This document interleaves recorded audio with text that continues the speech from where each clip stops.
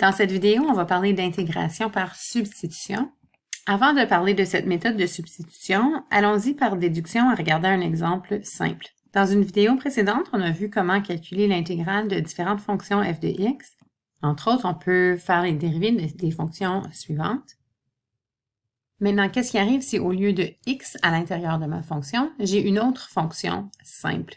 Donc, une fonction linéaire, par exemple, ax, ou bien quelque chose comme ax plus b. Donc, c'est une fonction composée où la fonction intérieure est une fonction affine dans cet exemple.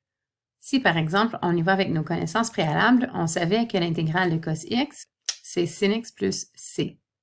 Et en fait, faites attention de ne pas oublier, comme je l'ai fait, donc j'ai oublié la notation, il faut écrire dx pour dire qu'on intègre en fonction de x.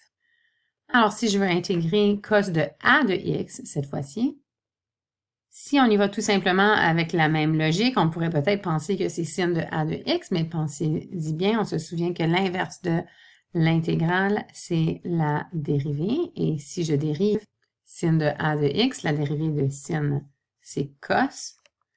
Mais puisque j'ai une fonction composée ici, donc je multiplie toujours par la dérivée de la fonction intérieure, selon la règle de dérivation en chaîne.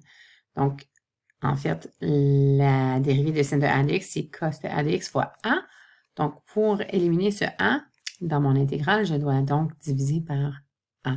Donc, comme ça, si mon intégrale, c'était sin de a de x sur a étant une constante, on obtient en effet notre cos de a de x. Donc, encore une fois, cette valeur de a pourrait être n'importe quelle constante. Donc, par exemple, ici, on pourrait dire que c'est égal à 3. Donc, l'intégrale de cos de 3x serait sin de 3x sur 3. Même chose si j'avais une fonction de ax plus b, donc cos de 3x plus 5 par exemple, pour trouver son intégrale. Et encore une fois, n'oublions pas de dire que c'est en fonction de x, donc dx. Ce serait donc sin de ma fonction affine divisé par 3, donc la dérivée de ma fonction affine.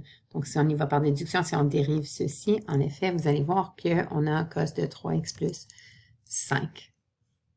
Donc, par déduction ou en inspectant, on observe que c'est presque la même chose que l'intégrale de f de x, mais on remplace x par notre fonction affine et on divise le résultat de l'intégrale par a. Alors, on va aller faire plusieurs exemples pour que tu puisses bien comprendre. Alors, commence par ces 3 exercices. Trouve les intégrales, appuie sur pause et essaye. Alors, voir la solution. Donc, l'intégrale de e à la x, c'est e à la x. Mais ici, puisque c'était e à la f de x étant une fonction affine, on va diviser par la dérivée de notre fonction affine. Donc, ce sera notre réponse. Même chose pour le prochain. On va juste rapporter notre négatif au numérateur pour simplifier. Et même concept pour celui-ci. Il me manque quelque chose à chaque endroit, puis en fait, on l'avait oublié dans nos exemples pour la dérivée de cos. Donc, important en fait d'ajouter notre plus c parce que je pourrais avoir n'importe quelle constante.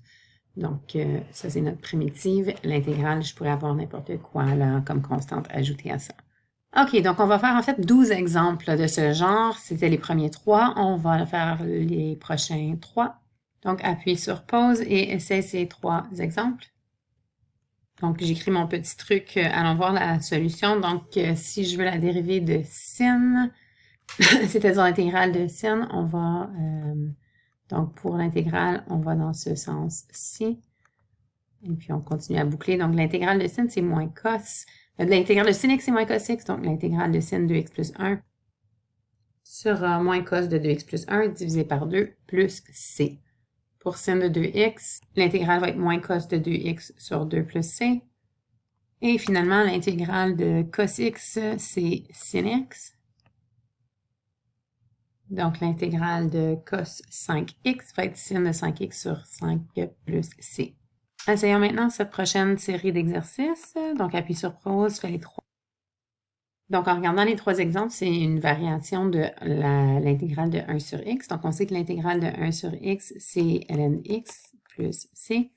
Alors, en se référant à ça, alors l'intégrale sera ceci pour notre premier cas. ceci pour notre deuxième exemple. Et puis, probablement qu'on va apporter notre négatif juste au numérateur pour simplifier la chose. Et puis ici, puisque en fait la dérivée de x moins 3, c'est tout simplement 1, on va juste le laisser comme ça. Donc, la dérivée sera ln de x moins 3 plus c. L'intégrale, c'est-à-dire. Et notre dernière série pour cet exemple. Appuie sur pause et essaye ces exemples. Alors, remarquons bien que tous ces exemples, avant de passer à la solution, ce qu'ils ont en commun, c'est que ce sont des fonctions composées où la fonction interne, c'est une fonction affine. Donc, c'est comme si j'avais e à la f de x, et f de x, c'est une fonction affine. Ou j'avais sin de f de x, où f de x, c'est une fonction affine, sin ou cos, en fait. Même chose ici, au lieu de 1 sur x, on aurait 1 sur f de x, fonction affine. Et finalement, pour cet exemple-ci, c'est comme si, au lieu d'avoir x exposant n, on a une fonction affine f de x exposant n. Donc ici, j'ai f de x. Et f de x est une fonction affine, donc f de x exposant 5. Ici, on va voir en fait que c'est la même chose que si j'avais f de x exposant moins 5 ou f de x exposant une demi. Alors, avant de passer à nos réponses, on peut réécrire, là, comme ça on peut voir vraiment que ce sont trois exemples de la même forme, x exposant n. Okay, donc, pour mon premier, on sait que la dérivée de x exposant n, pas la dérivée, mais l'intégrale de x exposant n. Donc, l'intégrale de x exposant n, on ajoute 1 et on divise par cette valeur. Donc, ici, je vais juste multiplier par la dérivée de ma fonction affine au dénominateur. Donc, je divise par 3. Donc, ça va être 3x plus 5 exposant 6 sur 18 plus c pour notre intégrale. Donc, ici, ça va être divisé par moins 4 fois 3. Le 3 étant la dérivée de ma fonction affine. Donc, j'ai réorganisé puis apporté ce négatif au numérateur juste pour simplifier. Et puis, bien évidemment, 4 fois 3, ça va me donner 12. Donc, notre intégrale. Et finalement, pour celui-ci, on aura donc 3x plus 5. J'ajoute 1, donc 1 demi plus 1 va me donner 3 demi. Je divise par 3 demi fois 3, donc 9 demi. Donc, divisé par 9 demi, c'est la même chose que faire fois 2 neuvièmes. On va simplifier ça. Donc, ça va être 2 neuvièmes fois 3x plus 5 à l'exposant 3 demi plus c pour notre intégrale. En fait, on va faire un dernier et deuxième exemple pour cette vidéo. Le titre de la vidéo, c'était intégration par substitution, que nous n'avons pas vraiment expliqué encore. On va regarder un deuxième exemple simple et l'intégration par substitution sera expliquée à partir de ceci dans une autre vidéo. Donc, comme deuxième exemple, c'est tout simplement celui-ci. Donc, trouve i, donc l'intégrale de cos x au carré, en utilisant la formule de l'angle double. Donc, c'est une identité. On sait que cos de 2x est égal à 2 cos x au carré moins 1. Donc, on utilise ça. J'appuie sur pause. Essaye-le. Donc, si on prend notre formule puis on la réorganise tout simplement pour isoler cos au carré de x, ou cos x au carré, c'est-à-dire, on aura donc que cos x au carré est égal à cos de x plus 1 sur 2. Donc, on pourra aller remplacer ceci dans notre intégrale. Et de cette façon, on commence à voir quelque chose qui ressemble plus à notre exemple précédent. Donc, on peut sortir en fait, oui, c'est ça, on va sortir la constante en avant de l'intégrale. Puis ici, j'ai l'intégrale d'une somme, puis on sait que ça, c'est la même chose que la somme des intégrales. Donc, c'est comme si j'ai l'intégrale de 1 dx. Donc, on va commencer par notre première intégrale. L'intégrale de cos de 2x sera donc puisque l'intégrale de cos x c'est sin x, l'intégrale de cos de 2x sera sin de 2x divisé par 2. Et l'intégrale de 1, c'est x, et le tout plus c.